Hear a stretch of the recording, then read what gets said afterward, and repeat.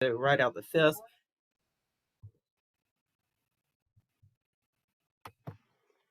By Michael Bourne in Orlando. You see just how many of these early houses survive. And that wasn't necessarily the case in places where later generations had the money to keep up with the latest fashions. Just relevant to our story, we still have the Lloyd's Y House, Hemsley's Cloverfield, and the Tillman's Hermitage, as well as, of course, the Mill and the Miller House, all which survive.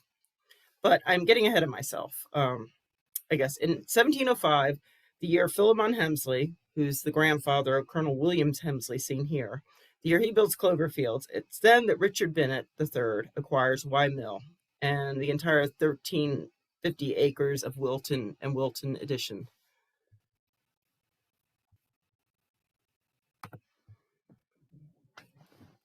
So these adjoining parcels were patented by Thomas Wilson in 1665.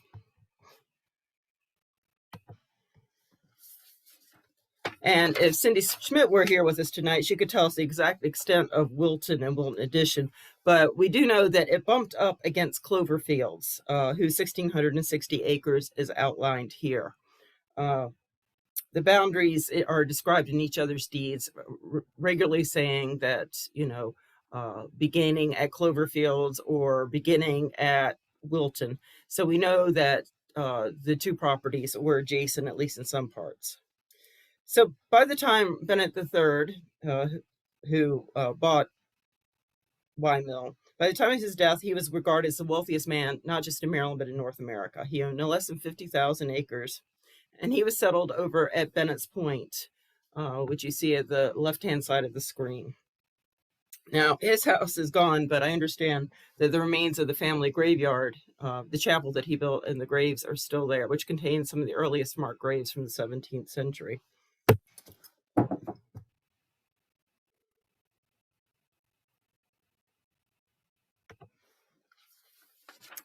So I'm going to take the two families in pairs. Both that works chronologically, and it also works in terms of affinities between the two families.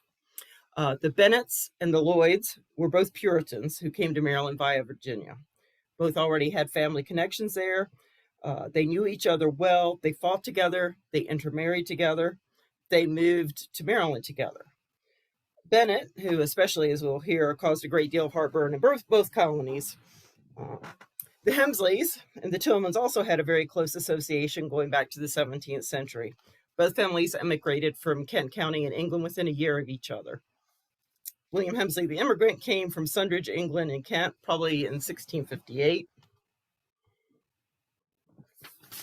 And Richard Tillman, the immigrant, came from Snodland in Kent, which is about 15 miles east of Sundridge. Tillman was also... They do list addresses that the person might have lived at for a period of time. It tells you approximately. Okay. So Richard Tillman, he came from Kent, about 15 miles east of where the Hemsleys lived. He was also a surgeon in the Royal Navy, and his brother was a planter and merchant who was already in Maryland. Now, it seems unlikely that the family wouldn't have known each other back in England, or at least known of each other. So they would have had a natural connection once they were here.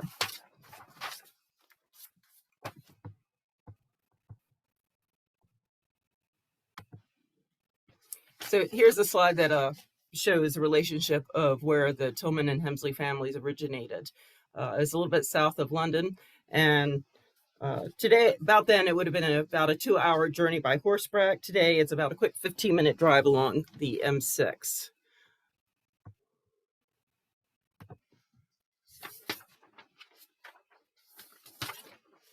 So the Hemsleys were Catholic.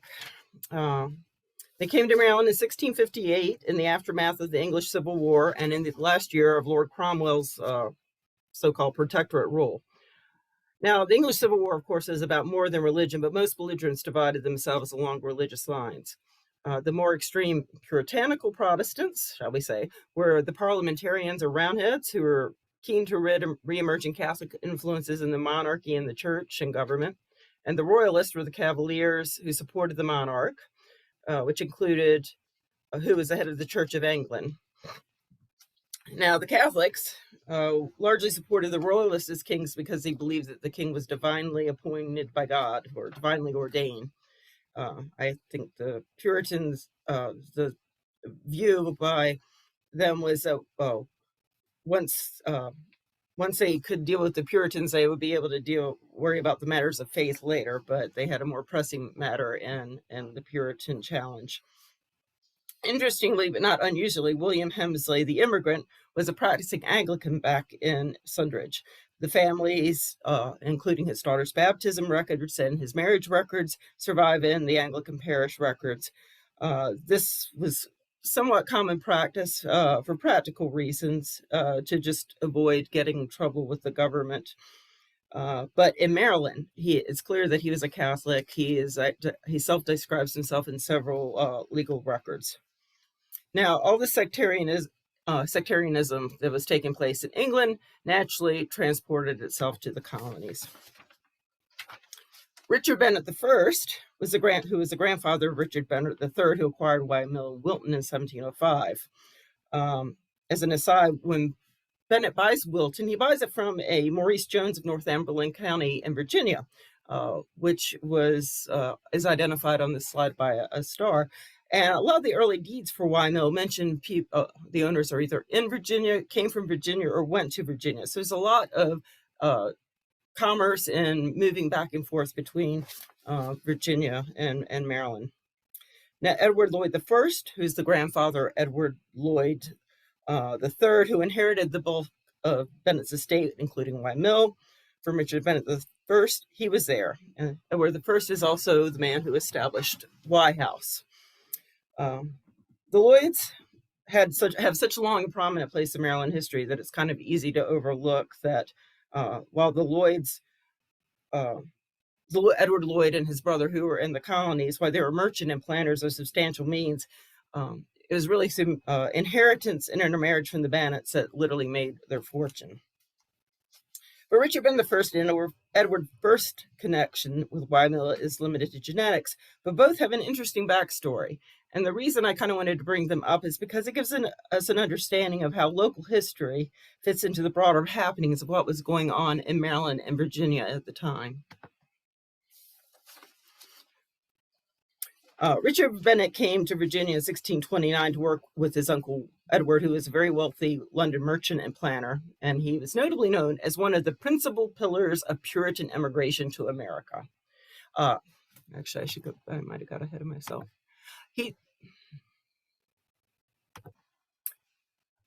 Well, I just don't like that slide. He settled near what is identified a little incorrectly here as Nansemond, which was a big settlement at the time.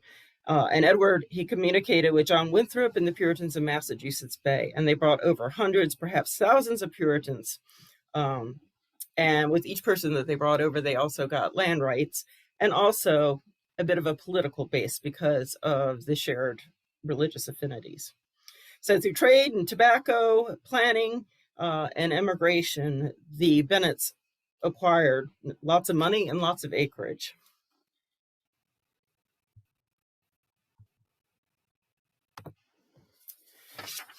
So keep in mind that Virginia, unlike Maryland and Massachusetts, which were settled for religious reasons, was established as a corporate business concern, the Virginia Company, which after a slow start, whose many hardships included starvation, massacres, natural disasters, eventually failed in 1624 and was converted to a royal colony.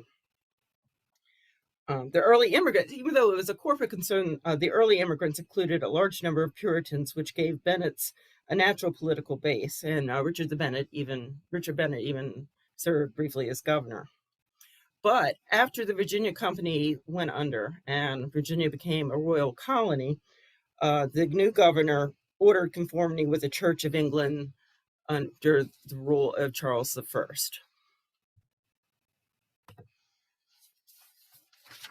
Now, meanwhile, up in Maryland, Catholic Lord Baltimore and his son, who's actually administering the colony in his father's absence, were having problems of their own with Virginia, who basically objected to Maryland's existence because the land boundaries overlapped.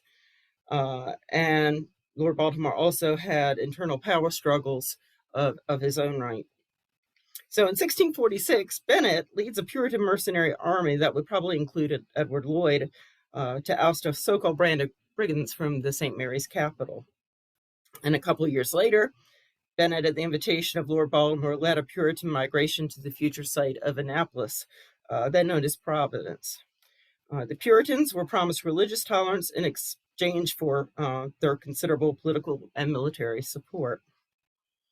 Now, Edward I was close by in all of this. He served as the first commander of the Providence settlement and also assumed political offices in Maryland. He achieved powers that were equivalent to deputy governor. Well, relations between the two groups soon soured and led to bloodshed at the Battle of the Severn in 1655, where the Puritans defeated Catholic forces. Now, it was more of a skirmish than a battle, but it is still considered one of the last actions of the English Civil War and the only one fought on American soil. And for those of you who are familiar with the Eastport area of Annapolis, that's where Horn Point was, and that's where much of the battle took place. So in all, as I said, it was more of a skirmish. There were 400 combatants, 19 were killed, and 4 Catholic prisoners of war killed on sight. There were only 2 Protestant deaths that included Thomas Marsh, whose son moved to Calvert County. And Marsh's descendant was Thomas Marsh Foreman, himself a grandson of Colonel William Hemsley, whose children inherited clover fields in 1823.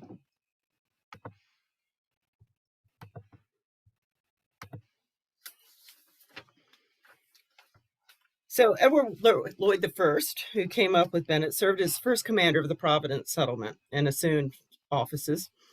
This plate with the Lloyd coat of arms was found in a cellar in his house at Providence. A far cry from Y House, it was a 40 by 16 frame house without formal foundations. The house burned in 1650, and when archaeologists from the Lost Towns Project excavated it, I guess probably 15 years or so now, they found this plate that had the Lloyd coat of arms. And the lion rampant on the Lloyd coat of arms eventually lent a seal to Talbot County, Maryland, as an homage to the Lloyd family and their influence in Maryland. So in 1658, Lloyd patented 3,800 acres in Talbot County and soon moved to the shore. First, he lived near the Third Haven Meeting House before establishing his plantation on the Wye River, which was the site of the first Wye House. Edward I actually returned to England, where he died, and left his land to his grandson, Edward Lloyd II, as his son had already died. Interestingly, Bennett, who literally fought for his faith and briefly went into exile for it, ended up changing it at the end. His son gave it up altogether. He converted to Catholicism and married into a prominent Catholic family who came over in the Ark and the Dove. Now, this probably wasn't political expediency, because becoming a Quaker in what was then Anglican Virginia was as problematic as being a Puritan. And the Catholics lost control in Maryland, and so the later generations of Bennetts could not hold office. So it seems that their conversions was more a matter of ideology than it was of expedience. So Richard Bennett II was born at Providence. He died at Providence. He died fairly young. And his widow married Philemon Lloyd, the son of Edward Lloyd, by whom she had 3 sons and 7 daughters. Now, her first son, Richard Bennett III, died without children. They had a vast estate that included Wye Mill. Bennett left as his primary heir his half-nephew, Edward Lloyd. Actually, I think that should be the third, but as one of the Lloyds.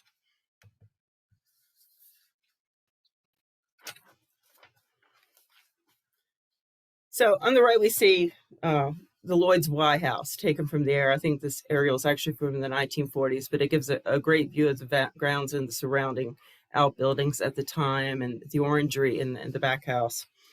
The Lloyd's inheritance from the Bennett propelled, they were, a first rank as it was, but they I guess you could say they went from rich to filthy rich by their inheritance from the Bennett. And this, he entered a new level of society. They were marrying with the richest families in Virginia. Edward Lloyd IV married Elizabeth Taylor, whose family owned Mount Airy in Virginia. So the original White House that was built in the 17th century and expanded was burned in 1781 by the British, or maybe by Tory sympathizers on the shore. But the family papers survive and are at the Maryland State Archives and Maryland Historical Society, and they provide a very valuable insight into the business dealings and the operation and day-to-day management of an 18th century, 17th and 18th century plantation. Now, White House overseer owned a young slave named Frederick Douglass, who also described life at Wye. And Douglass's writings provide an equally valuable insight, but one that is quite different from that of the Lloyds. We were to understand that it was a very unpleasant, brutal life for Douglass and the people who were living at Wye.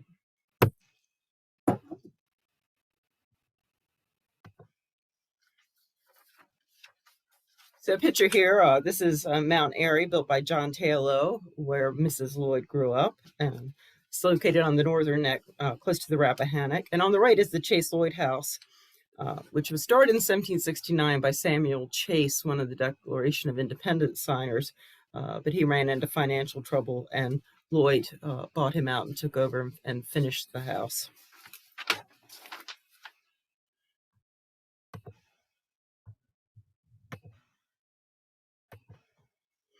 And again, a slide showing, for orientation purposes, the location of some of the properties that we were talking about on the shore.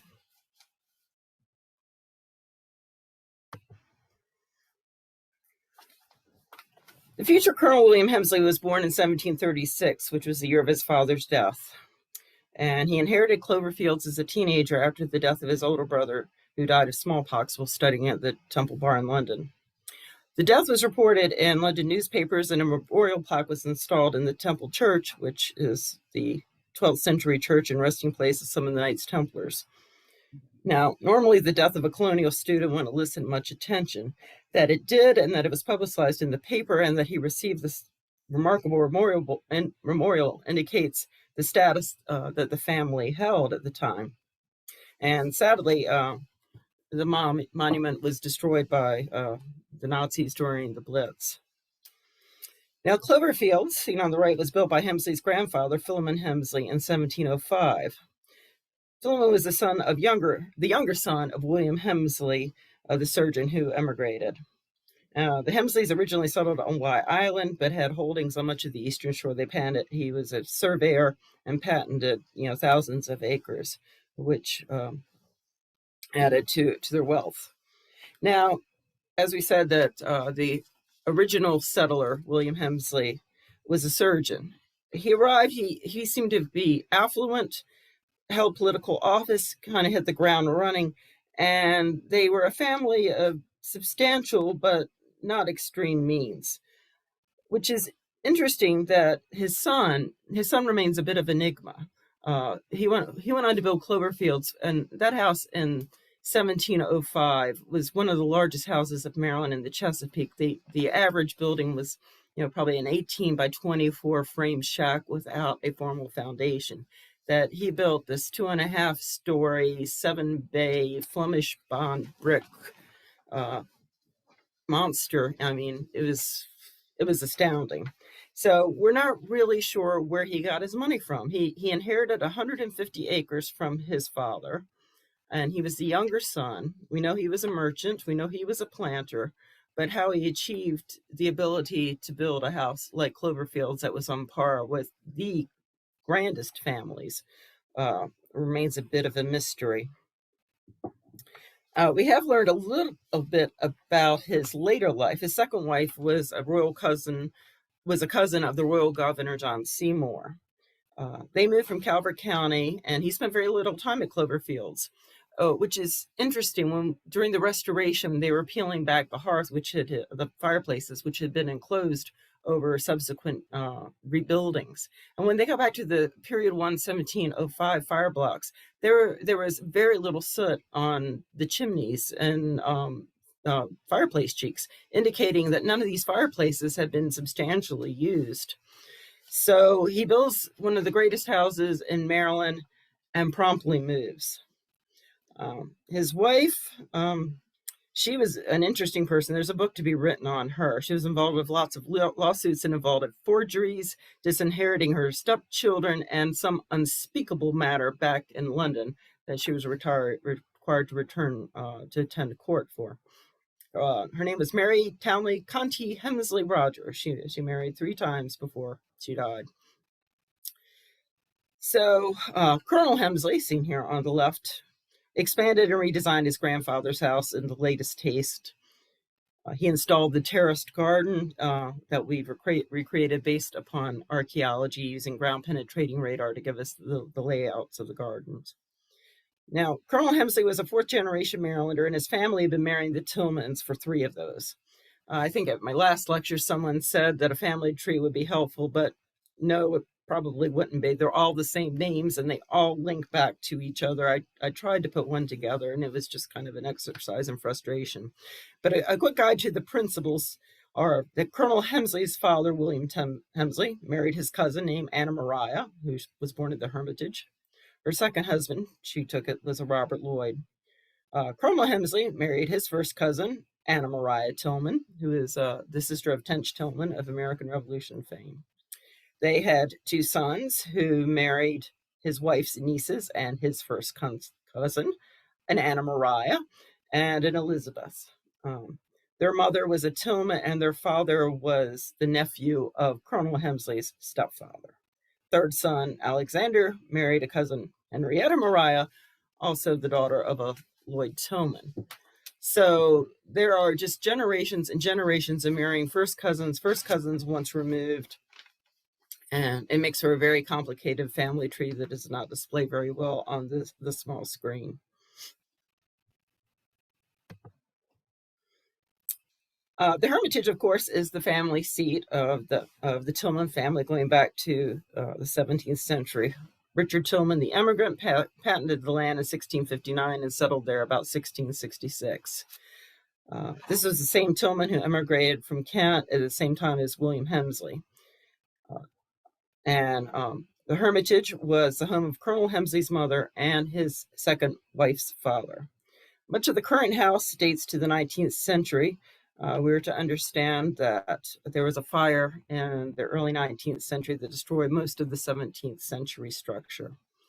And now kind of has this interesting appearance, which Orlando Rideout wrote that in the 1850s, Susan Tillman Williams, who was then the owner, toured Europe and fell in love with the Italian architecture that she saw. And so when she came back to Maryland, she gave the Hermitage kind of a villa redo that characterizes it today.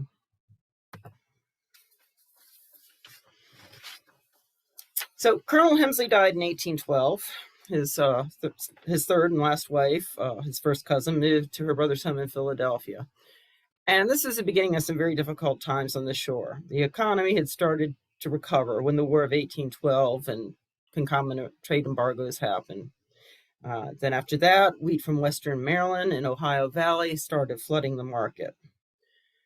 And then, of course, decades later, the Civil War and the loss of the enslaved labor force was another blow to many area farmers. So James Holliday III paints a rather dire picture of the situation. Holliday, by the way, was a brother-in-law of Colonel Hemsley. He was married to his wife's sister, and he was also, he was married to his wife's sister. So this is an excerpt from a letter that he wrote talking about the state of affairs on the shore, and we see a lot of the famous names of wealthy families are really about to lose all and struggling to even keep out of jail. And we should also keep in mind that this was a bad time for the Planter family, but it was a very bad time as well for African Americans who were living on these plantations. With the plummeting cost of wheat, the families were falling on hard times. So, what would be meager rations and care, they got less support. Some enslaved workers were sent out to Baltimore to work, such as Frederick Douglass. Lucky ones were emancipated. William Hemsley Jr., the colonel's son, he emancipated his slaves. Other enslaved people ran away and were not looked for. But the worst situation were the enslaved people who were sold away from the shore.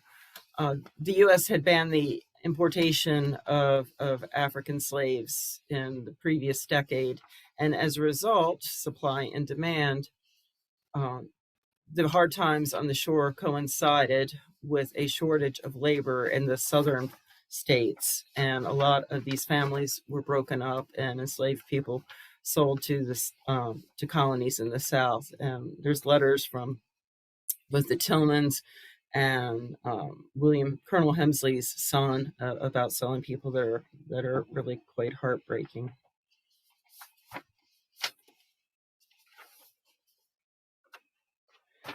So Ezekiel Foreman, who naturally married a woman named Anna Tillman, was the great grandson of Thomas Marsh Foreman. I'm sorry, I changed pages. As I was saying, the eldest son, William Hemsley, the eldest son of Colonel William Hemsley, inherited Clover Fields. And unlike his brother, Alexander, he managed to escape bankruptcy by turning over the property to his nephew and heir, Major Ezekiel Marsh Foreman. Now, Alexander Hemsley, who inherited Y Mill from his father, was bankrupt, as we see here and heard earlier.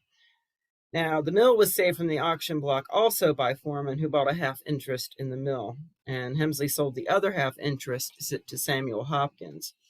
The Hopkins family got the other half of the mill in 1845 when it was sold by Foreman's widow. Ezekiel Foreman, who, as I said, married an Anna Maria Tillman, was the great-grandson of Thomas Marsh, the unfortunate fellow who was killed at the Battle of the Severn, who served there with Richard Bennett and Edith Lloyd. So 4 or 5 after generations of coming to the Chesapeake, these families are still forging alliances.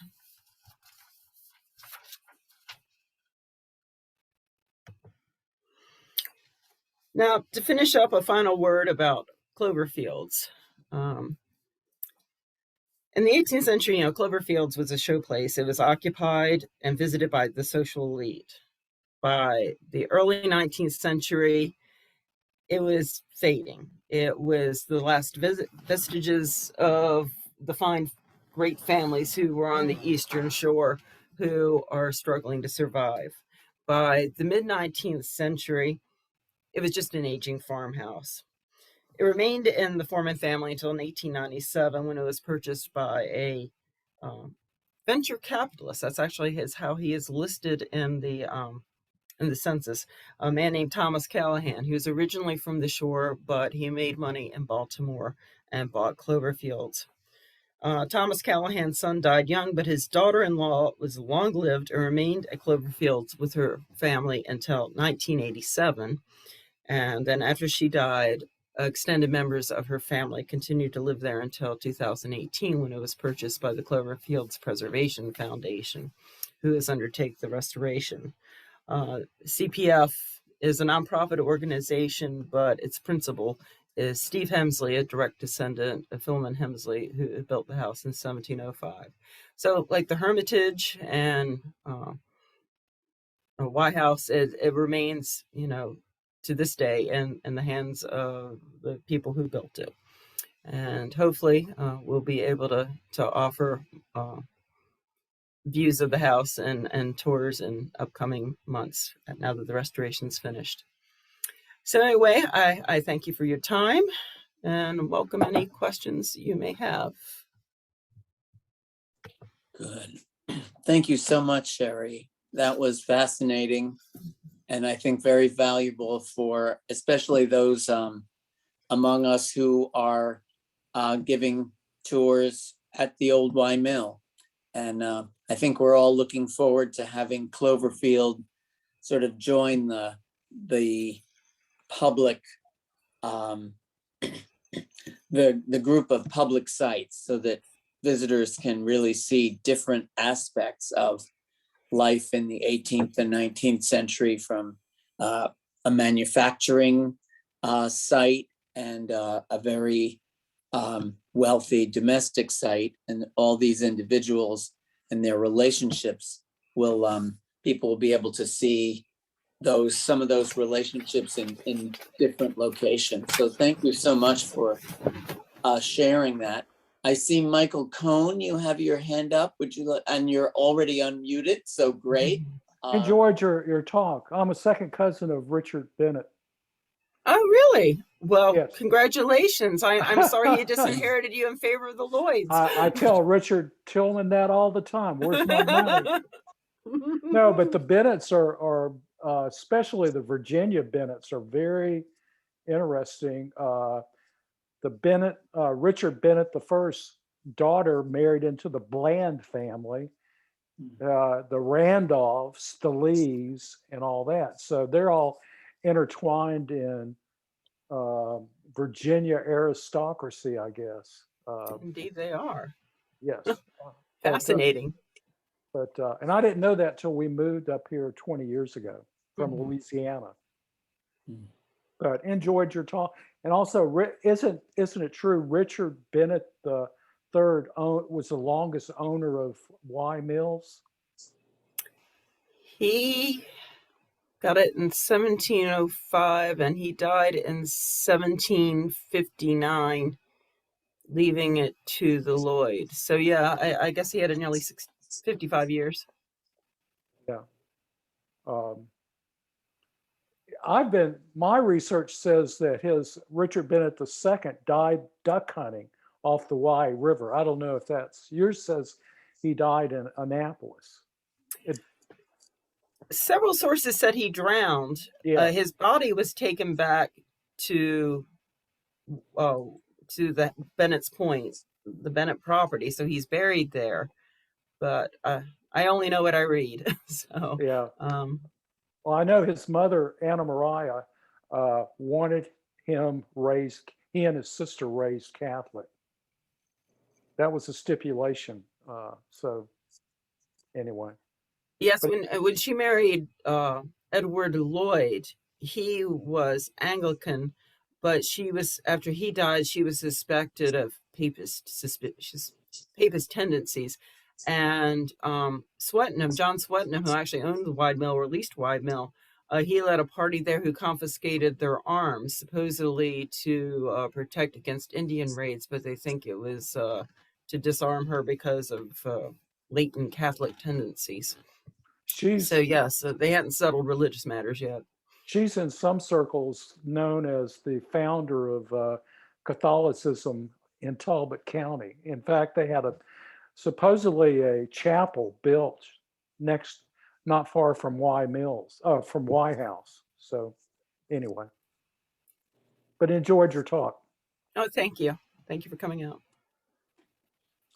Sherri, you mentioned Marsh several times. Are you related to them? They had money, so I can't think that I am.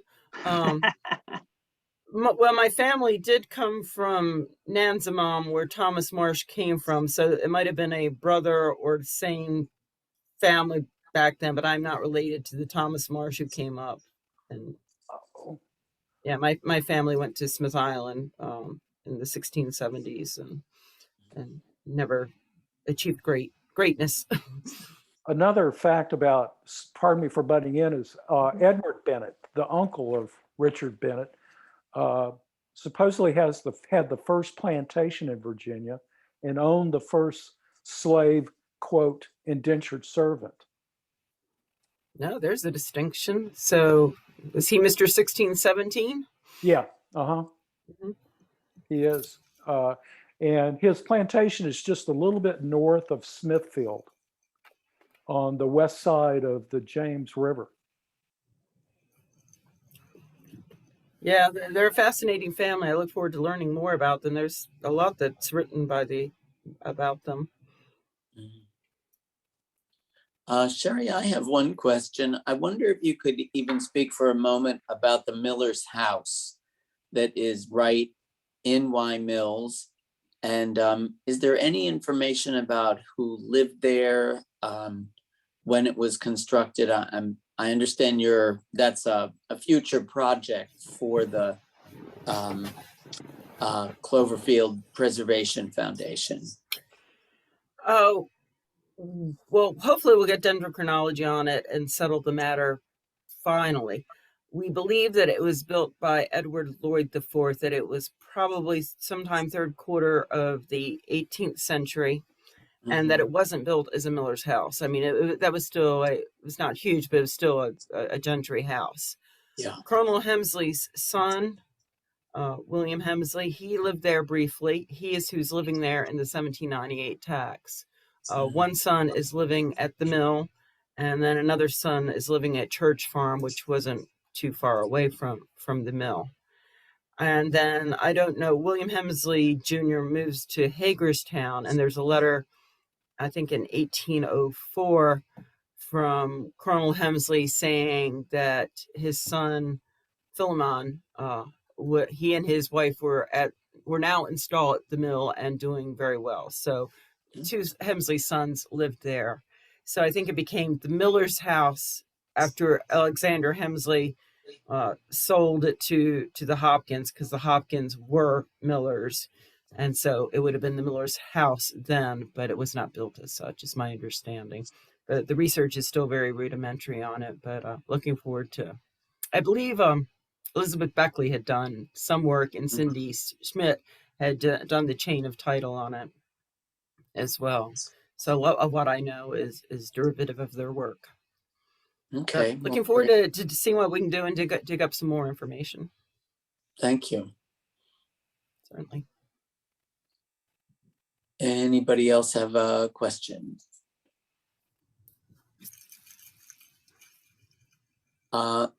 In that case, thank you very much again for all, I would say, coming out on this cold, rainy night. And unfortunately not having to navigate the roads. But we are thrilled that you joined us. And next week we will be featuring another presentation. And we hope to see you then. And may I add that next week's presentation by John Draper, the family that I said bought the house after the Foremans, the Callahans, he is a descendant of them. So it still goes back to Cloverfields. So he got engaged at he got engaged at Cloverfields. So that's a great link, a really great segue till next continues. Week. Okay. All right. Well, thank you all. I enjoyed it very much, and stay well, and look forward to seeing you all in person someday. Thank you very much. If Good I night, can everybody. if I can say one thing, Barry, before you close please. out. Yes, go ahead. For more information, you can go to our website at OY Mill. It's www.oymill.org. And there you will see our brand new website and find out information about what the Friends of Y Mill who own OY Mill are doing in the future. Our opening day is April the 30th, and we have a harvest festival on June the 18th. Find out more at www.oymill.org. Thank you very much for joining us tonight, and thank you for hosting it, Barry. Okay. Good night, everyone. Bye. Good night. Good night.